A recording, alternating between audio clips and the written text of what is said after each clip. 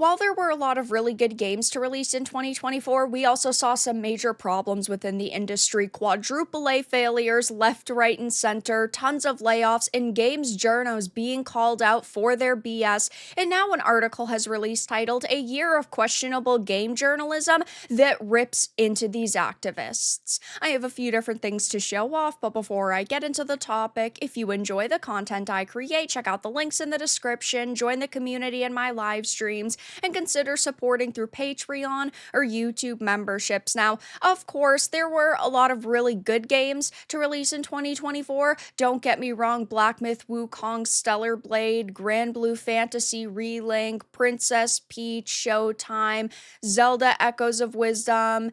There were a lot of really successful titles, but there were also a lot of failures. And with the gaming industry failures from developers comes the coping and seething from journos. They were very angry that Gamergate 2 had started. They are upset that we are willing to speak with our wallets and be very vocal when we see something developers are doing that we don't like. And now they are being called out by other journos. So this is an article posted on B-Bomb. It says, from the questionable coverage of games like Black Myth Wukong to the disconnection with the gamers during the coverage of games like Dragon Age the Veilguard or Concord, it wasn't a great sight. Although it's often frowned upon to question the very profession you are a part of, I felt that this year needed to be addressed so that some of these things don't repeat next year. I always say this.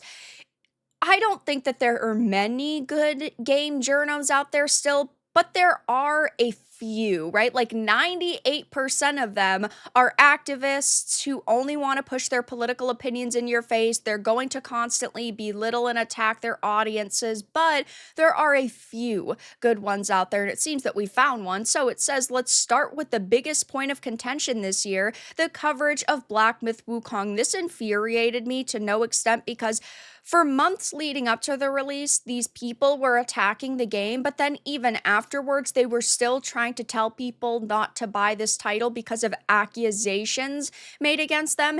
The same thing had happened last year with Hogwarts Legacy. There were tons of journos who were saying, do not buy the game because you're supporting terrible people, but I think that that is absurd, right? I'm not going to sit here and tell you to buy or to not buy something. Sometimes I'll recommend you stay away from it. Sometimes I'll recommend you do at least check it out, but I'm never going to sit here and tell an adult what to do with their money because of my opinion. I'm not going to sit here and say, you're a terrible person if you buy this or you don't buy it. That's stupid. But these people feel that you should be listening to them, that they are an authoritative figure, and they get roasted for it each and every time. Though it says, as a game, Wukong reached the second highest peak player count on Steam and was undoubtedly my game of the year, making it to my top 10 of all time list. I completely agree. It was my game of the year as well. And while I enjoy titles like Stellar Blade,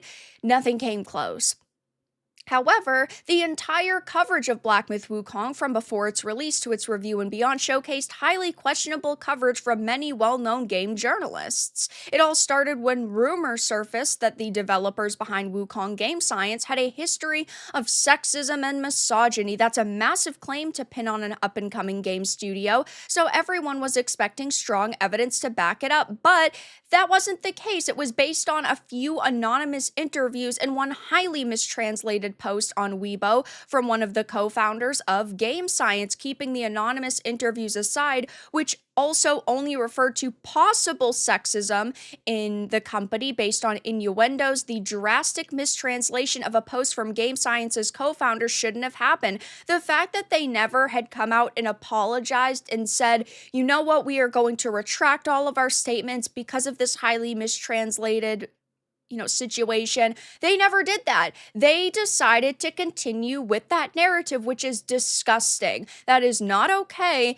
And do they care? Absolutely not. Because all of the other outlets picked up on this story and ran with it because, oh, it's IGN that's reporting this. Oh, it's IGN that came up with this. And they always need to protect their own, and they can never admit when they're wrong. It's like, I have to admit when I'm wrong, and I think that that's perfectly fine. If I am wrong wrong in a video, I post it in the pinned comment, I post in the description, but I don't delete it and pretend that it didn't happen. And if a developer reaches out to me and wants me to clarify, I will make a follow-up video, I will make posts on social media, and unfortunately, they typically just do not do that, even if I end up issuing a clarification, because they don't want to have genuine conversations because they know that they're going to be called out each and every time. And furthermore, using the same unfounded information in other reviews, also speculating that the game may not have any female characters, which was ridiculous given there is a whole chapter within the game where it's only females. There are tons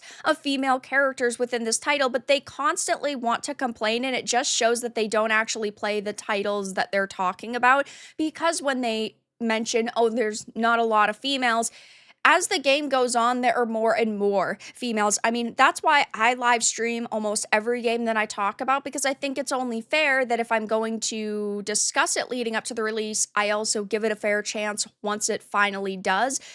And these people never prove that they've actually played games, and whenever they yap, they prove that they really don't play these titles. Number 2 is a severe disconnection with gamers. The disconnection with gamers has been increasing each year when it comes to game journalism, which is exactly the reason why our titles have more so become a cuss word in the community. This is mainly due to the severe detachment to what actual gamers like and dislike. Everyone is going to have their own opinions, and I'm not saying that every journo needs to have my opinion in order for me to respect them and their job and their title, but they don't ever try to understand where we're coming from, and they will constantly go out of their way to attack us, which is absurd. The only reason you have the job games journalist is because of gamers. Therefore, you should show gamers a shred of respect, because without us, you wouldn't have this position.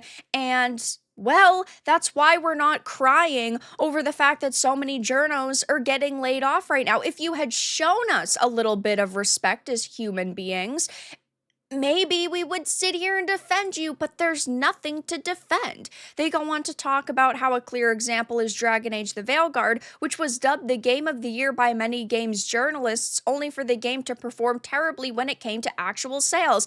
Another problem is the way that developers respond to these journos. Corinne Bush, the director of this game, had gone into an interview and talked about how proud they were of this title's critical reception. Who gives a fuck what the critics have to say? They're not the ones buying your game. You should care about what gamers have to say. And if you can recognize the fact that gamers don't like your title, you should come out and say, we dropped the ball. We didn't end up making a game that everyone loved, and it's perfectly okay if you didn't like this title. Just something that shows a shred of respect, but these people don't even know what that word means anymore.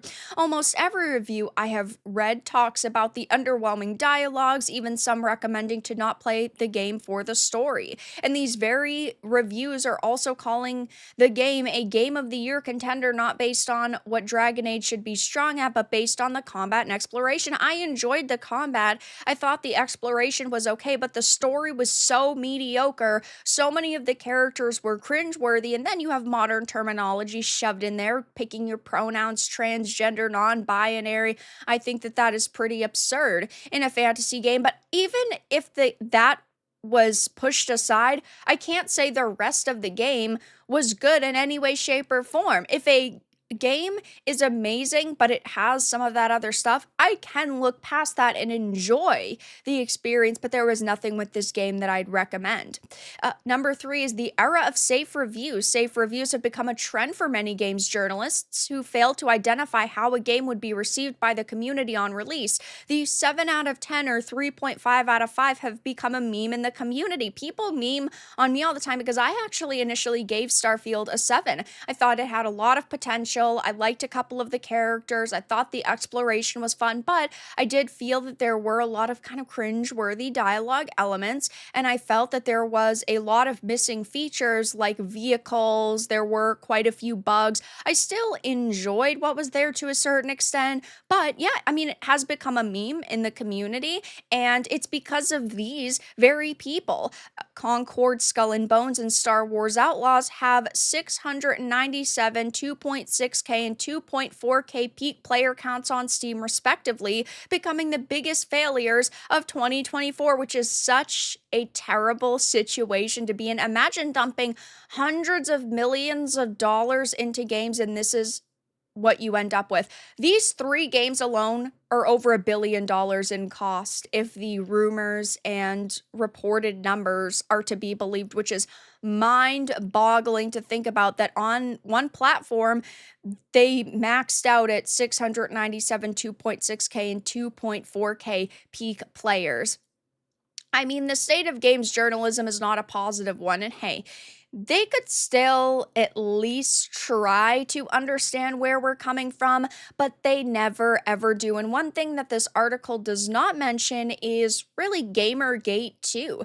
That is a big reason why this year I feel the journalists sort of went out of their way to go against gamers. They want to defend the mainstream industry, they want to defend these developers, and they recognize that if these developers like BioWare and Obsidian fail, they are going to have to ultimately cover different games not ran by other activists. All of the activists' titles failed this year, and if those activists end up leaving the industry, that's going to make way for real gamers, and then maybe those real gamers at these real studios will no longer give these people premium coverage and access to games that they're really not even going to play. Gamergate 2 definitely sparked a lot of backlash this year with narrative consultation companies and Sweet Baby Inc. The conversation